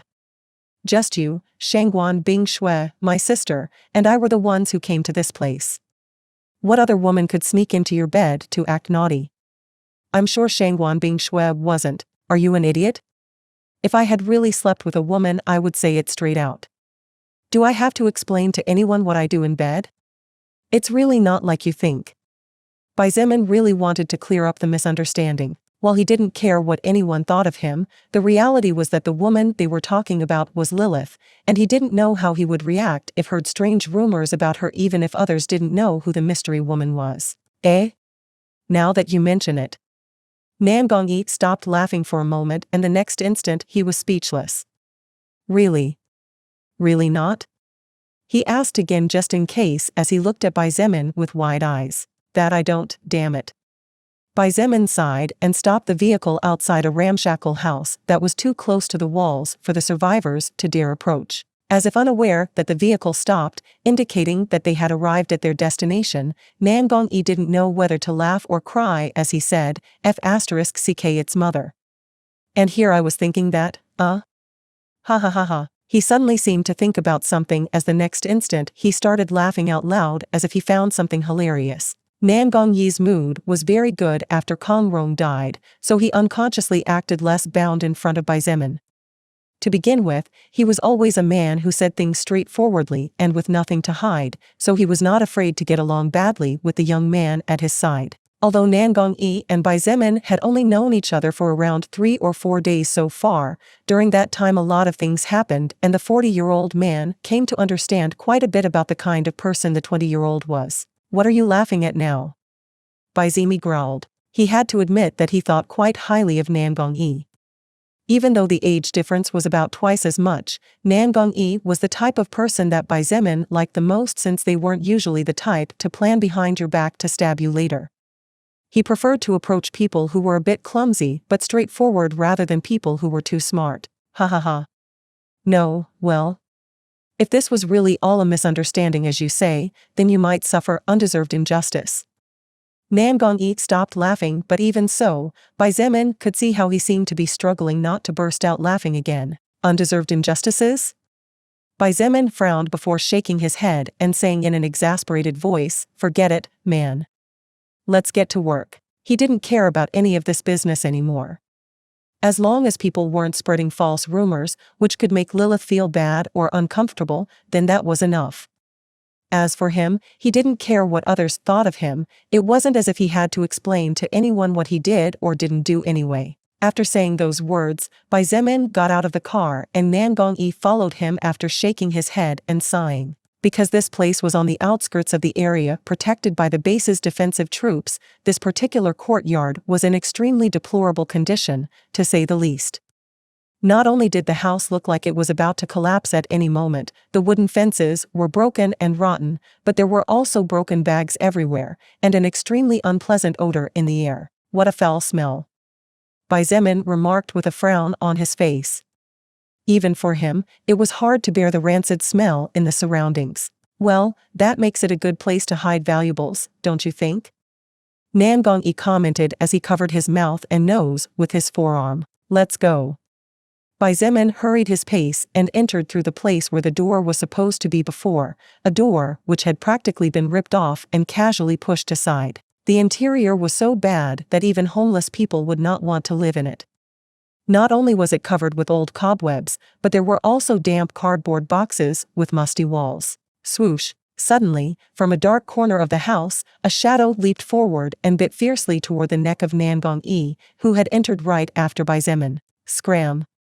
Nangong-yi barked in surprise and punched forward without holding back. Bang! The strength-charged right fist impacted against the shadow's head, making it explode into a bloody mess with bone fragments and encephalic matter all over the floor.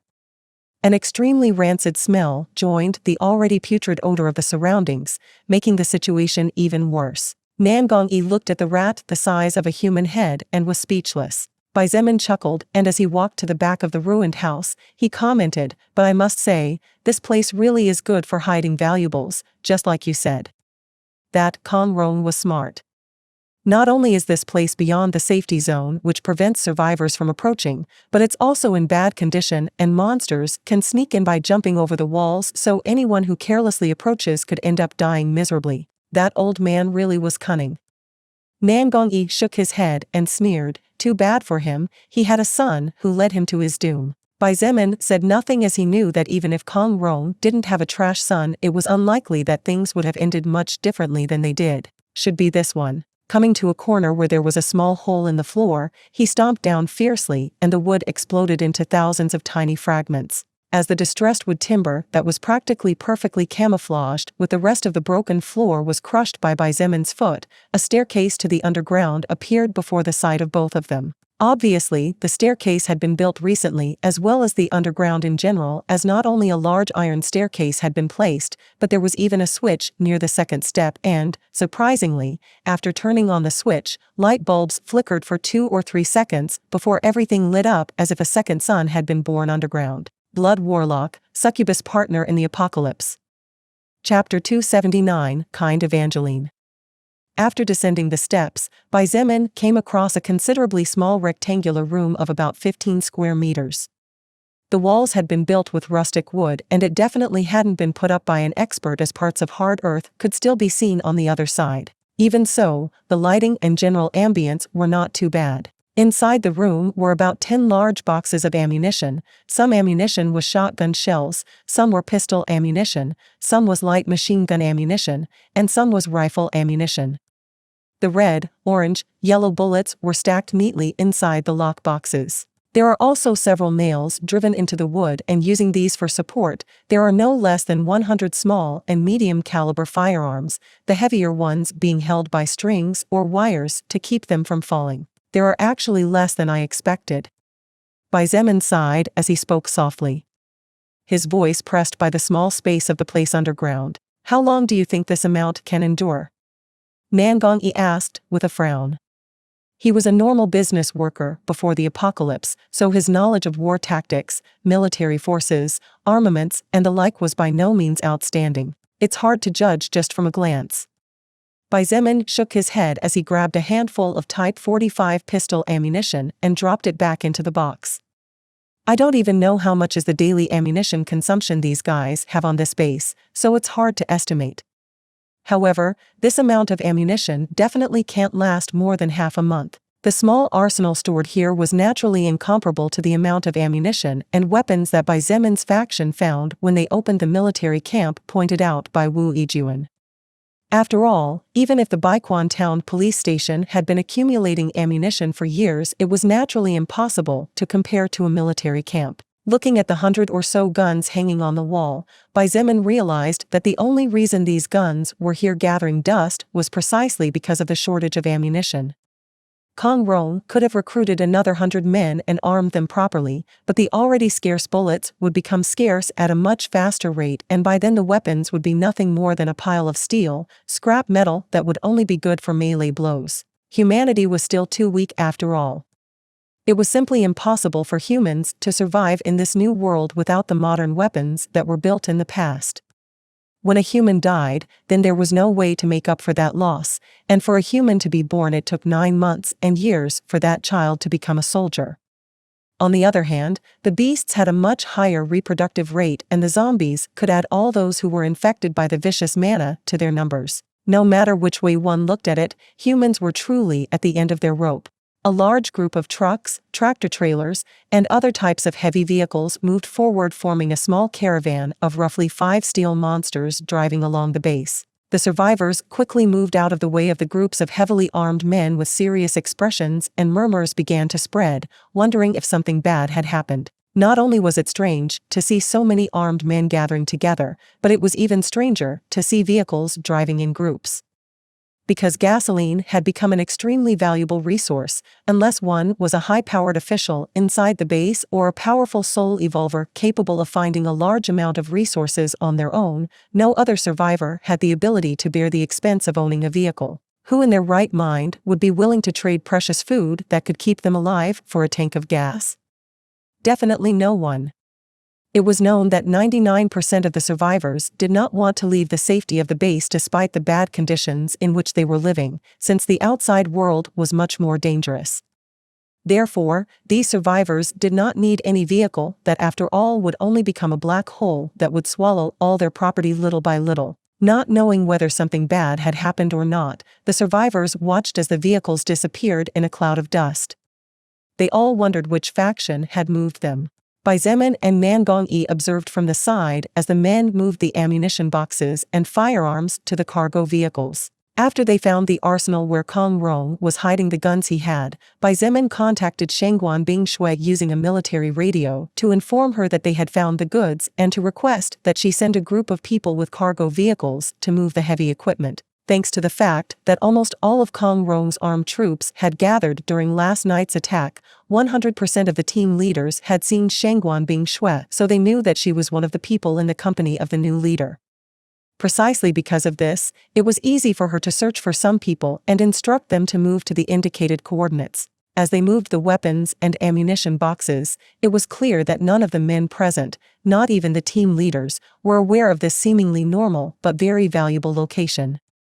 Their faces filled with confusion expressed how disbelieving they were, and as they endured the rancid smell of the surroundings, they made quick and simple work of it. Approximately 30 minutes later, the vehicles departed towards the privileged area that was approximately 1 hour away from this site. Survivors who saw the vehicles returning after almost 3 hours were surprised to see the large boxes on top of them. Some of those who were more informed about it naturally realized that the contents inside the boxes were ammunition or firearms. The rumor that the base had found ammunition and firearms spread far and wide, and the survivors began to cheer loudly, feeling relieved since the more firepower the base had, the safer their lives would be and the less they had to fear external dangers. Xietain was not bothered by this bizarre rumor and did nothing to stop it.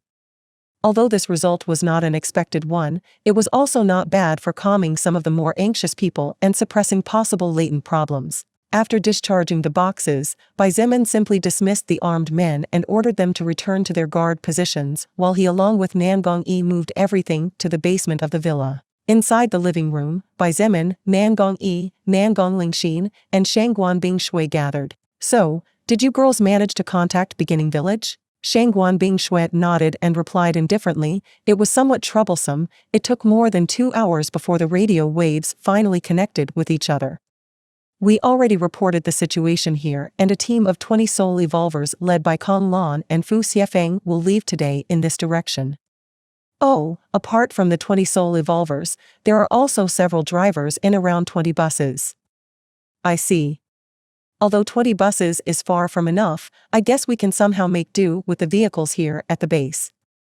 Xietain nodded in satisfaction and a slight smile appeared on his face. Luckily, the communications managed to connect, or else things would have been a bit thorny, and at least 2 days of time would be lost as a team was sent towards the village to report back the situation in North Camp. As for Fu Xiefeng coming, Xietain did not find it unusual at all, since he had told the 2 women to inform him that his older sister was found alive among the survivors at the base. The young man was surely eager to be reunited with his relative and would definitely not miss the opportunity to come no matter what. "You've done a good job, you two," Xietain praised. Nangonglingxin smiled shyly as if she was a little girl accepting the small praise gladly. On the other hand, Shangguan Bingshui simply nodded calmly, seemingly not caring too much. "Are you okay?" Xietain frowned slightly and asked in confusion.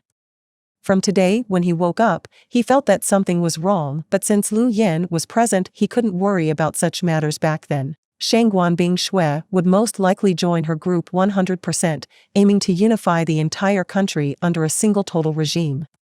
When such a thing happened, she would immediately become the most important general under Xietan's leadership. She was not only very powerful, but she was also extremely smart, cunning, and able to adapt to circumstances.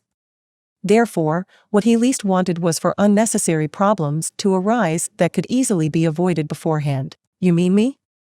Shangguan Bingshui looked a little surprised. She asked back, "Why wouldn't it be okay?" Xietain looked at her for a moment, but finding it impossible to study her poker face, he simply shook his head and stood up. "If you're okay, then all right. On the other hand, I need to get the team leaders together. Tonight an important meeting will be taking place between the leaders of Kong Rong and Lu Yan's faction. I need to attend in order to gradually begin to take real control of the entire base. Shangguan Bingshui, you are left in charge of this place in the meantime." "Okay," she replied simply and concisely. Nangongyi opened his mouth to say something, but after a moment, he decided it was better not to say what he was going to say right now and fell silent. "Huh?" Xietain looked towards the entrance of the villa, and even though there were walls in the way, the sound of footsteps was too obvious to be ignored. Shangguan Bingshui and the others noticed it too, but everyone was calm as they were obviously not enemies. "Whoa! So big sister, your house really is great. So many pretty paints." Several voices created a rather messy symphony as the door to the villa opened and, judging only by the voices and the small sound of short footsteps, all of them were children except for one adult who accompanied them silently. Xietain and the rest looked at each other in confusion before walking towards the entrance. When they got there were speechless. A group of about 10 children ranging from 5 to 12 years old were looking at the decorations in the main hallway of the villa with sparkling eyes. Although their clothes were clearly somewhat worn, they were all clean, and from the color of their skins, it was obvious that they received considerably good nourishment. Seeing the group of adults suddenly appear, the small children immediately felt self-conscious and hurried to hide behind the accompanying adult. They all looked on with caution and a bit of fear, since even though they were still young, all of them had already seen with their own eyes how adults could become crueler than the beasts that roamed the outside world. Xietain did not know what to say, and therefore could only stare at the beautiful woman accompanying the legion of small creatures. Evangeline, dressed in tight clothing that practically acted as a second skin to her charming curvaceous body, stepped forward and said calmly, "These children have been under my care. They all lost their families, and when I found them, they were in extremely precarious situations, some even seconds away from death. I hope you can give me a villa to put them up in. As for their food, you don't need to worry about that. I'll take care of it myself. Blood Warlock, Succubus Partner in the Apocalypse. Chapter 280. Those who don't understand their own heart will be the ones who will suffer. Evangeline's words alone were enough for Xietain to understand everything about what was going on, so it was unnecessary to ask for further explanations. As an assassin who refused to obey the orders of Kong Rong and Lu Yin, Evangeline was considered a terrifying variant and a thorn in the eyes of those in authority inside the base. After all, no one knew when a shadow could sneak into their sleeping rooms and stab them in the throat while they slept. In the past, a powerful level 20 soul evolver that could handle dozens of zombies at the same time was killed by Evangeline. This provoked the fury of one of the officials of the base, so this official ordered several troops to surround Evangeline and kill her no matter at what cost. Unfortunately for this person, Evangeline was more powerful than he expected and managed to evade a tight ring of bullets. The following day, that official was found dead in his bed next to his lover. Both had a clean cut in their throats and their eyes wide open. From then on, everyone feared and hated this young, beautiful, but fatal killer. Evangeline was aware that no one wanted her in this place and that she was considered a monstrosity, therefore, she had no choice but to live in secluded places where conditions were not very good. With her strength, she should live in a luxury villa, but due to the circumstances mentioned above, such a thing was not possible. To prevent the children from being used against her, the young assassin of mixed blood could only hide the children in the outer perimeter of the western zone, the most dangerous and least guarded area. It was only through her constant efforts to go out and explore the outside world, risking her life to hunt different creatures, that these children were able to eat well and wear clean clothes. For these powerless children, children who had lost their loved ones in different ways during the previous month and whose lives had practically collapsed before their eyes, Evangeline was all they had and the only person they could trust. Xietain looked at the bags with food and the small bags with some clothes in the children's hands and sighed in his heart.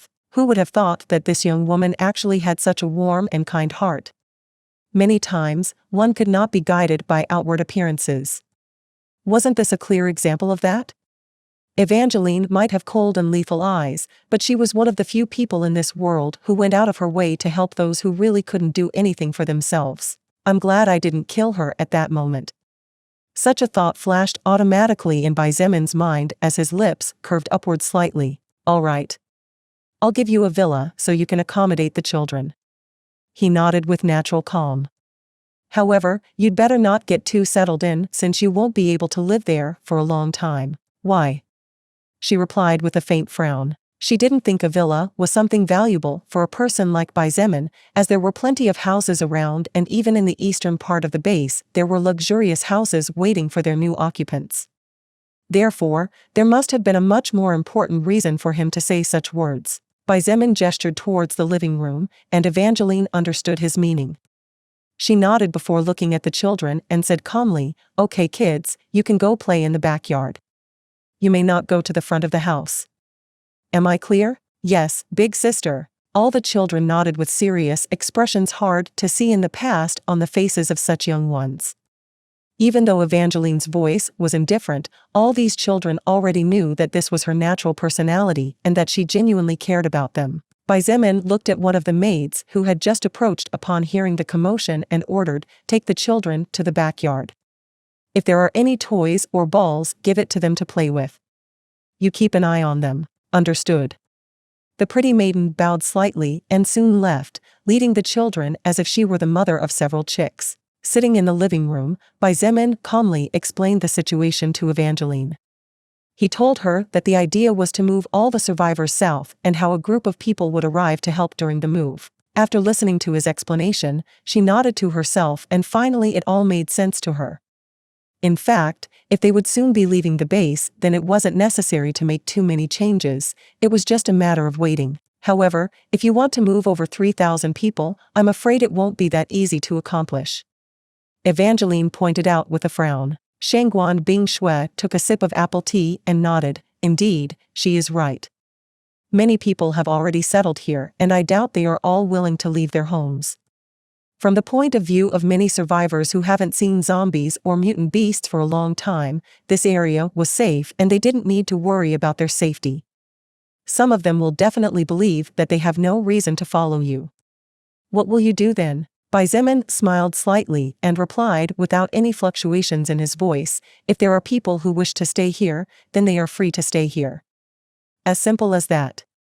I am not interested in the northern area of China for now, and my target is only the south. This is not even our real base, and I honestly don't feel comfortable in this place. I don't have the time or inclination to pay attention to small fry. If they didn't want to leave, then let them stay here. Xietain didn't care. In fact, if it wasn't for Lilith practically pushing him to build a faction with everything she had told him since the beginning of the apocalypse, he wouldn't even have bothered to save all these people. However, even though he needed to build a faction, he could not be bothered any less with those who thought they were untamable. Such people would be cast aside or simply killed if they bothered him too much. Simple as that. I see. Since you already know what you'll do, then it's fine. Evangeline said nothing more after hearing Xiein's clear answer. Soon, the room was silent as they had nothing to talk about. After a while, Xietain stood up and said that he had to do some things before leaving without giving too much explanation about it. Evangeline also stood up and asked some maids to help her move the bags. Since they would soon be leaving here, then there was no need to look for a villa, she would stay here with the children. The boys could sleep in groups of 2 or 3 per room and the same with the girls. There was no problem considering that there were more than 10 free rooms. Shangguan Bingshui sat quietly and while enjoying some sweet desserts, she listened as the Nangong siblings chatted with each other. I bet you don't believe me what Xietain told me while we were on our way to the hideout where the arsenal was? What? Remember the noise last night? The noise last night. Oh. That sexy moan? Yeah. Well, that's what. What? Did he tell you who the woman he slept with is? It can only be a maid of this house, of course. No, actually the matter is not as simple as it seems. What do you mean? Well, even though there really was a woman in his bed, they weren't having sex. Ha ha ha, yeah, sure. Big brother, your room is located closer to his room than mine, there's no way you didn't hear those 2 hard slaps and the 2 seductive moans. Especially the last one. She seemed to enjoy it, hee. Lingxin, I'm serious. Really dash. Bang. Nangong Yi was interrupted by a loud bang and looking over saw Shangguan Bingshui setting the now empty teacup down in a not very careful manner on the table. She looked at him and said coldly, I didn't know that men also like gossip. Even less so considering your age. The corner of Nangong Yi's mouth twitched as he heard Shangguan Bingshui's slightly colder than usual tone and her words. He secretly cursed inwardly since all he was trying to do was to clear up misunderstandings that might make things awkward and difficult in the future. Rather than gossip, I'd say I'm just trying to clear up a misunderstanding. Nangong Yi replied calmly as he looked at her with a serene and honest expression. Shangguan Bingshui said nothing about it and stood in silence. Nangong Yi continued, although I don't know who that woman is, since Xietain never said her name, the real reason was because actually, as the 2 women listened in silence, the 2 had different reactions during the process of the explanation. While everything seemed in order, there were actually some things that didn't make much sense. I know there are blank parts here, but if we think about it carefully, why on earth would Xietain lie? Nangong Yi concluded with the same reason that convinced him earlier. He is a young man, he has no girlfriend, he has power, and he doesn't need to give explanations to anyone about his actions. Even if he sleeps with a woman, so what? He doesn't need to say why he did it, nor does he need others to understand his motives. So, since he said these words himself, naturally they must be true. Otherwise, I simply don't understand why he would lie. Could it be shyness? No, can't be that. Nangong Lingxin shook her head and muttered, although we've only known each other for less than 1 week, he doesn't seem to be a shy man at all. On the contrary, he seems to say whatever he feels like saying without a care in the world, right? Nangong Yi nodded as he looked at his sister in agreement. Whatever the case may be. Shangguan Bingshui slowly stood up and walked towards the exit as she calmly said, those are his personal matters. I don't think we should stick our noses into other people's lives. Nangong Yi and Nangong Lingxin watched her small back about to disappear into the corner of the corridor when she suddenly stopped and said indifferently, "Besides, Nangong Yi, I think you might be misunderstanding something, so I'll say this just in case. The person who is interested in Bai Zemin is not me but Wu Yijuan." After saying those words, Shangguan Bingshui left. As for where she was going, since she didn't say anything no one knew. Is Wu Yijuan interested in Bai Zemin? Nangong Lingxin was stupefied. That's also a surprise to me. Nangong Yi muttered under his breath before scratching his head and muttering again in the same tone, "Was I wrong? Why? You think Shangguan Bingshui is also interested in him?" Nangong Lingxin was very shocked this time. No way, that can't be, can it? She's always so cold to everyone. Even that handsome guy named Chen, he who actively pursues her, can't get anything even though they seem to be friends from a young age. Nangong Yi sighed in exasperation and ruffled his hair before saying loudly, "To hell with this. Let the younger ones settle their own business. This old man is no longer at ages to worry about romance. Besides, I don't want to end up frozen to death for meddling where I don't belong. If she likes or doesn't like him, well, if she doesn't know, then I'm not going to know. In any case, the ones who will suffer will be those who misunderstand or simply can't understand their own hearts at all."